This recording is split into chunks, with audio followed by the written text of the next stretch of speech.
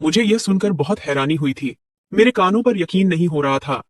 जब मम्मी ने मुझे यह बताया कि बड़ी मौसी के गांव के सभी पुरुष नपुंसक हैं, ये बात सुनकर मैं थोड़ा अचंभित हो गया था। मैंने सोचा शायद मेरी माँ ने यह बात मजाक में कही है, लेकिन पापा ने भी इस बात की पुष्टि कर दी थी। कहने लगे, मनीषा के गांव में एक औरत रहती है जो पुरुषों को नपुंसक कर देती है। मैं ये सुनकर हैरान और परेशान हो गया था कि कैसे एक औरत किसी पुरुष को नपुंसक कर सकती है। मुझे अपने अंदर उस औरत को देखने की बेचैनी होने लगी कि मैं उस गांव में जाकर देखूं तो कैसे कोई औरत पुरुषों को नपुंसक कर सकती है। मेरा कभी उस गांव जाना तो नहीं हुआ, मगर उसके बारे में यह बात मशहूर थी। मैंने रास्ते में ही कई लोगों से तरह तरह की बातें सुन ली थी, जो बहुत ही परेशान करने वाली और हैरत में डाल देने वाली थी। उस गांव के बारे में मशहूर था कि वहां भी नपुंसक रहते हैं। वहां कई सालों से किसी की शादी नहीं हुई। यह बात कुछ लोगों के लिए मजाकिया तो कुछ के लिए हैरान करने वाली थी। मेरी मौसी भी उसी गांव में ब्याही गई थी। उनकी शादी को बहुत साल हो चुके थे। मेरी छुट्टियां चल रही थी। मेरा दिल चाहा कि मैं उनके यहाँ छुट्टियां बिताने जाऊं। जब मैं उस गांव में पहुंचा और बस स्टॉप पर उतरकर मैंने रिक्शा वाले को जब उस गांव में जाने को कहा, तो उसके चेहरे का भाव बदल गया। वो मुझे देखकर कहने लगा, वहां मत जाओ। उस गांव में आज तक जो भी गया वो नपुंसक बन गया है। तुम्हारी भलाई इसी में है कि वापस चले जाओ, वरना वो औरत तुम्हें भी नपुंसक बना देगी। ये शब्द मुझे सोचने पर मजबूर कर गए कि ऐसा क्या है उस महिला में जो हर पुरुष को नपुंसक बना देती है। आखिर मेरे कहने पर वह मुझे उस गांव में छोड़ आया। जैसे ही मैंने गांव में प्रवेश किया, राह चलते लोग मुझे अजीब नजरों से देख रहे थे, जिन्हें मैंने पूरी तरह नजरअंदाज कर दिया। शुरू शुरू में तो मुझे वहां सब कुछ सामान्य लगा, लेकिन मेरे आने पर मौसी खुश होने के बजाय परेशान हो चुकी थी। जो उनके चेहरे से साफ पता चल रहा था, वह मुझे घर के अंदर ही रहना के लिए बोलती थी, बाहर जाने नहीं देती और न किसी से बात करने देती। उनका भी यही कहना था, जो यहाँ पर बाकी लोगों की सोच थी। जब कुछ दिन बीत गए, तो मेरे मौसा ने एक दिन मुझे अपने पास बुलाया और समझाते हुए जो बात कही, वह सुनकर मैं बहुत परेशान हो गया।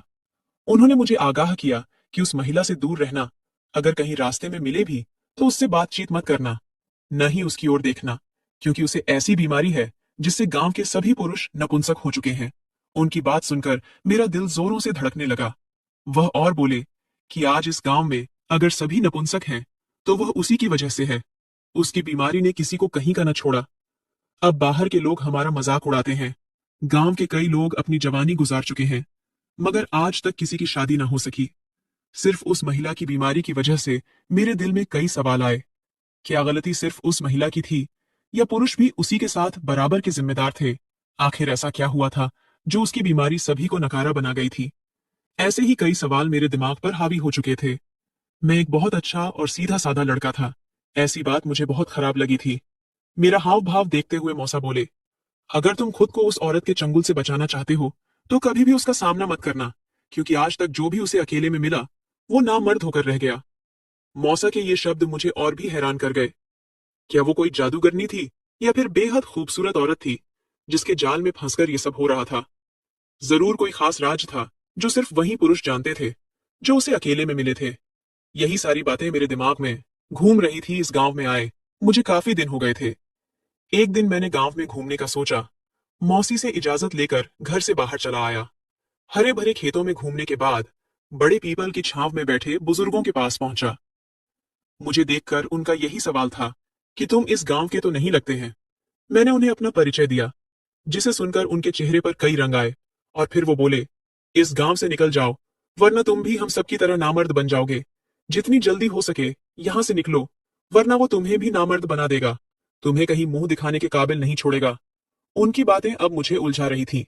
आखिरकार मैंने पूछ ही लिया कि वह कौन है और कैसे एक औरत सबको नामर्द बना सकती है। मेरे शब्दों पर वो लोग चौंके और मुझे गौर से देखकर बोले, कौन सी औरत की बात कर रहे हो? तो मैंने फिर जब स्पष्ट किया, तो उनके माथे पर बल पड़ गए। इसके बाद जो खुलासा उन्होंने किया, उसे सुनकर मुझे एक और झटका सा लगा। उनका कहना था कि यह काम किसी औरत का नहीं है, बल्कि एक फकीर का है। उन्होंने बताना शुरू किया कि बहुत साल पहले यहाँ एक फकीर आया था। वो अपनी बीवी के साथ यहाँ रहने लगे। एक दिन उनकी बीवी के साथ गांव के कुछ बिगड़े हुए लड़कों ने बदतमीजी की। यह बात उन्हें बहुत गुस्सा दिला गई, और उन्होंने गुस्से में गांव के सभी मर्दों को बद्दुआ दे दी कि यहाँ पैदा होने वाले सभी लड़के अब नामर्द ही पैदा होंगे। बस यही वजह है कि इस गांव में मौजूद सभी मर्द नामर्द हो चुके हैं। अब बेहतर होगा कि तुम यहाँ से चले जाओ, वरना तुम भी हमारे जैसे हो जाओगे।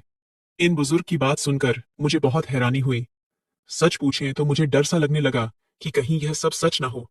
लेकिन एक पल के लिए मेरा दिल इस बात को लेकर संदेह में भी था। यहाँ के आधे गांव वालों का कहना था कि एक औरत मर्दों को पास बुलाती है और जो मर्द उसके पास चला जाता है वो उसे नामर्द बना देती है। और आधे लोग कहते थे कि यह किसी बुजुर्ग की बद्दुआ है। खैर, जितने मुंह उतनी बातें थी। इस गांव में तो एक से बढ़कर एक राज छुपे थे। इन सब बातों ने मुझे मानसिक बेचैनी में डाल दिया था। मैं उनसे इजाजत लेकर वापस घर की तरफ जाने लगा। तभी एक घर के पास से गुजरते हुए मुझे कुछ आवाजें आईं, जिन्हें सुनकर मेरे कदम रुक गए। अंदर से किसी मर्द के रोने की आवाज आ रही थी। यहाँ के 85% मर्दों की शादी नहीं हुई थी, क्योंकि उन्हें कोई अपनी बेटी नहीं देता था। सभी लोग इस बात से परिचित थे, लेकिन उस मर्द के रोने की आवाज ने मुझे एक और रहस्य की गहराई में डुबकी लगाने पर मजबूर कर दिया। इस घर से कुछ और मर्द बाहर निकलकर जा रहे थे, जिनकी बातें मुझे सुनाई दी। वो कह रहे थे कि आज एक और लड़का उस औरत की बीमारी का शिकार हो गया है। ये लड़का भी हमारी तरह जमाने में बदनाम होकर रह गया है। इस औरत ने उसे भी नामर्द कर दिया है। मुझे देखकर वह सभी मर्द कहने लगे, यहां से चले जाओ, वरना तुम्हारा भी वही हाल होगा जो इसका हुआ है। हर रोज कोई न कोई इस औरत के झांसे में आकर खुद को इस हाल तक पहुंचा देता है। मैं सारी बातें चुपचाप सुनकर आगे बढ़ने लगा। मैंने सिर झटका और कुछ ही दूर गया था कि तभी मेरी नजर सामने गई, जहां एक गेट को थोड़ा सा खोले एक औरत खड़ी थी। मैं सिर्फ उसकी आंखें देख पाया, बाकी चेहरा ढका हुआ था। उसकी आंखों में एक पल के लिए मेरी नजर पड़ी और एक अजीब सा जादू था। उसकी आंखों में पल भर में मेरा दिल मेरे काबू से बाहर हो गया। वह शायद कोई खूबसूरत मुसीबत थी जो अपनी तरफ मर्दों को आकर्षित करती थी, और फिर वह मर्द किसी भी औरत के काबिल नहीं रहता था। एक बड़ी सी काली चादर से वह मुझे इस तरह देख रही थी जैसे कोई अनोखी चीज पहली बार देख रही हो। मेरे दिल में खतरे की घंटियां बजने लगी। एक डर की लहर पूरे शरीर में दौड़ गई। मैंने उस जादुई आकर्षण वाली आंखों वाली मुसीबत से दूर रहने की ठानी। मैं तुरंत तेज तेज कदम उठाता हुआ वहां से आगे बढ़ने लगा।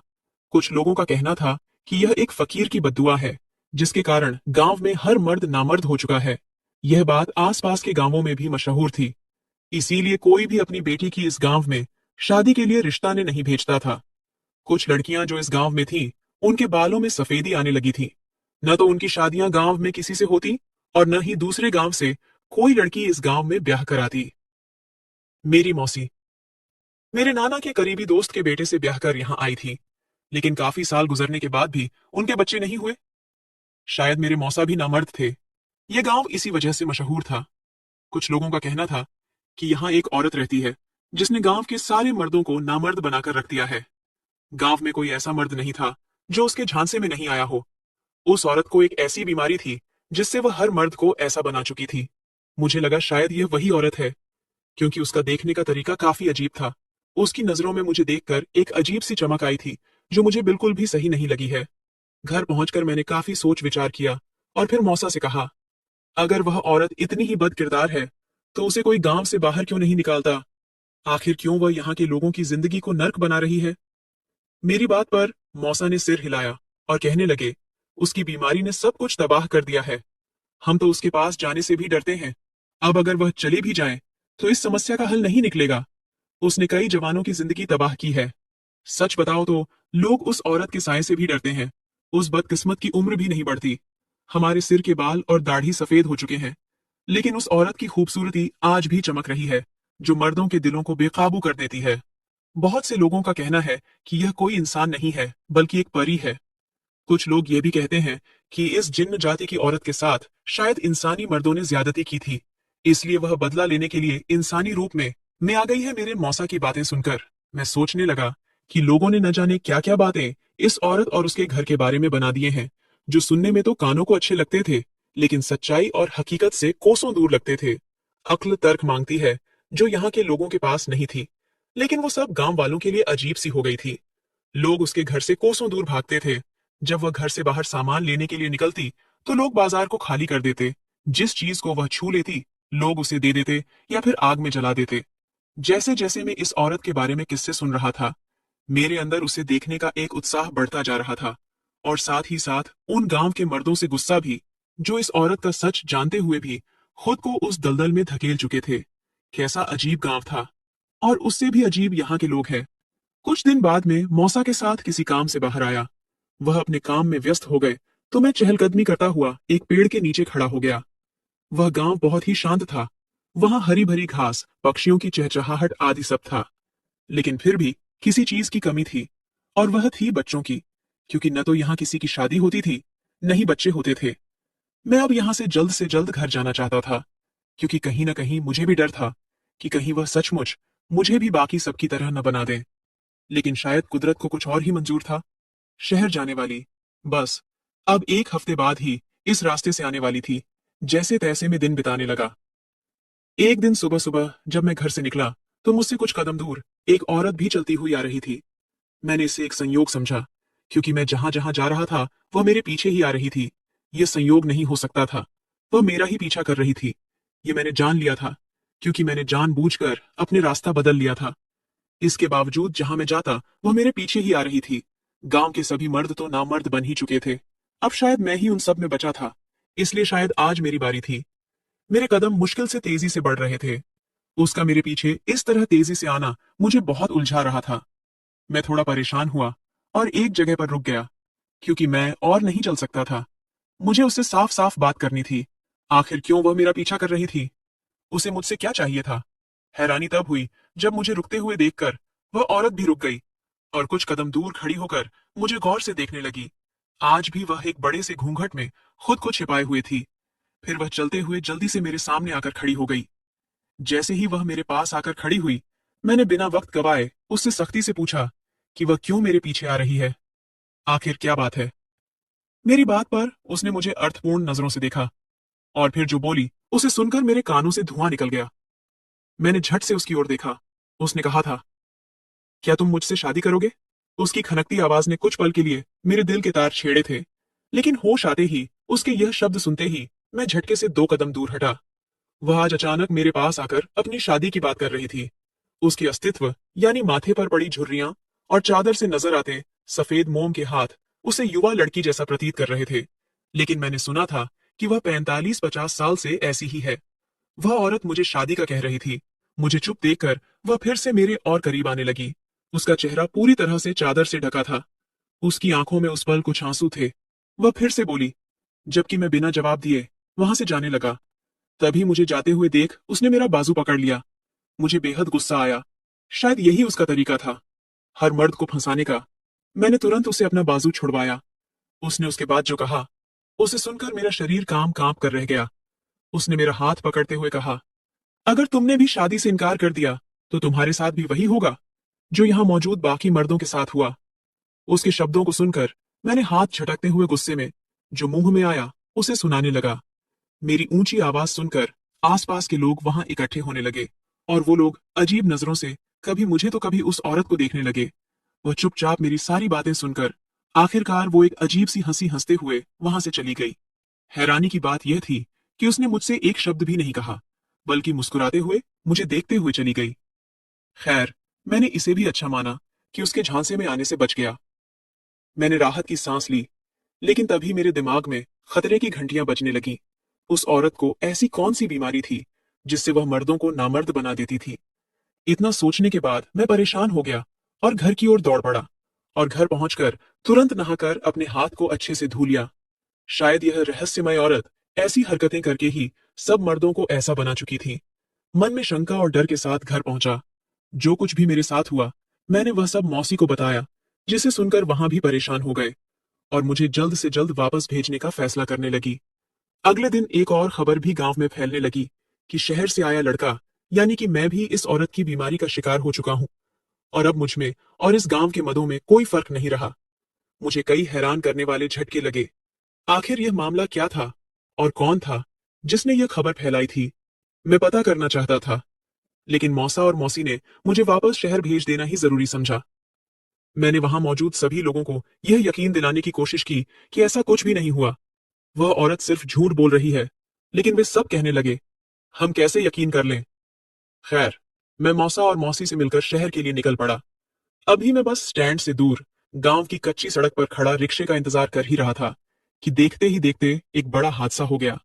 सड़क की एक तरफ से आता हुआ रिक्शा एक औरत को टक्कर मार गया, जो कुछ जरूरी सामान उठाए सड़क पार कर रही थी। वहां पर ज्यादा लोग भी मौजूद नहीं थे। रिक्शा वाला तो तुरंत भाग गया। मैं जल्दी से उस औरत के पास पहुंचा। उनका चेहरा कपड़े से ढका हुआ था। उनकी टांग और सिर पर चोट आई थी। उनका चेहरा खून से सना हुआ था। मैंने डॉक्टर के पास ले जाने को कहा तो उन्होंने मना कर दिया। वहां मौजूद कुछ लोग जब उस औरत के पास आए तो उसे तसल्ली देने के बजाय वहां से आगे बढ़ गए और फुसफुसाते हुए उसे बुरा भला कहने लगे। यह देखकर मेरे दिल में बहुत गुस्सा और अफसोस हुआ। मैंने सोचा, कितने बेड लोग हैं। मैंने उसे रिक्शे में बैठाकर वापस गांव लाया। रास्ते में कोई बात नहीं हुई। मेरे होश तब वापस आए जब मैंने सामने वह घर देखा जहां उस औरत ने रिक्शा रुकवाया था। ये वही घर था, यानी ये वही औरत थी जिसने मुझसे शादी करने को कहा था। मैं हैरान होकर उसकी तरफ देखने लगा। मुझे यूं देखता पाकर वह अपनी नजरें चुराने लगी। उनकी आंखों में आंसू थे। वह लड़खड़ाकर चल रही थी। नफरत और गुस्सा अपनी जगह था, लेकिन मुझ में इंसानियत भी तो थी। बुराई का जवाब बुराई से देना मेरी फितरत में नहीं था, वरना मैं भी बाकी लोगों की तरह उन्हें सड़क पर छोड़कर आगे बढ़ जाता। मैं उन्हें उनके घर तक छोड़ने गया। घर छोटा था, मगर काफी सलीके से सामान रखा गया था। रास्ते से कुछ दवाइयां ली थी जो मैंने उन्हें दी और फिर वापस जाने लगा। तभी पीछे से मुझे आई आवाज सुनकर मैंने पलट कर देखा तो वह औरत अपने चेहरे से कपड़ा हटाकर खड़ी थी। एक पल के लिए मुझे उनके चेहरे को देखकर हैरानी हुई। उनकी गोरी त्वचा थी और खूबसूरत नक्काशी वाले चेहरे के साथ वह लड़की बहुत कम उम्र की लग रही थी। मुझे हैरानी हुई और फिर अपनी सोच पर शर्मिंदगी कि यह तो एक आम सी लड़की लग रही है। यह कहाँ किसी को नामर्द बनाएगी। मेरी सोच में उलझन देखकर उसने अपने माथे पर मरहम लगाया और कहने लगी कि मुझे एक बहुत खतरनाक बीमारी है जो इसी गांव के लोगों की वजह से मुझ में आई है और अब उसी बीमारी से मैं उन्हें खोखला कर रही है। उसके शब्द सुनकर एक बार फिर मेरी सोच को एक दिशा मिली। मैं तुरंत बोला, मैंने इंसानियत के नाते तुम्हारी मदद की, अब और यहां रुककर तुम्हारी बीमारियां खुद में नहीं लेना चाहता। उसकी बात सुनकर वह मुस्कुराई और बोली, तुम एक अच्छे और शरीफ इंसान हो, तुम में यह बीमारी कभी नहीं आ सकती। उसका बात करने का तरीका मुझे अच्छा लगा। आज पहली बार मुझे उसके शब्दों में कोई दुष्ट चाल नहीं बल्कि दर्द महसूस हुआ। मैंने कहा, अब क्या फायदा, तुमने मुझे भी सबके साथ बदनाम कर दिया है। अब गांव वाले मुझे भी बाकी लोगों की तरह समझने लगे हैं, जबकि सच क्या था यह तुम और मैं दोनों ही अच्छी तरह जानते हैं। मेरी बात पर उसने अपनी आंखों से आंसू पोंछे और कहने लगी, मुझे माफ कर दो। मैंने तुम्हारे साथ बहुत गलत किया तो बाकी लोगों की तरह नहीं थे। तुमने मेरी जान बचाई, लेकिन मेरा जिज्ञासा और बढ़ गया। मुझे रुकते हुए देखकर वह कहने लगी, मैं इसी गांव में रहने वाली एक साधारण औरत की बेटी हूँ। मेरी माँ ने अपनी जिंदगी के कई साल यहाँ बिताए हैं।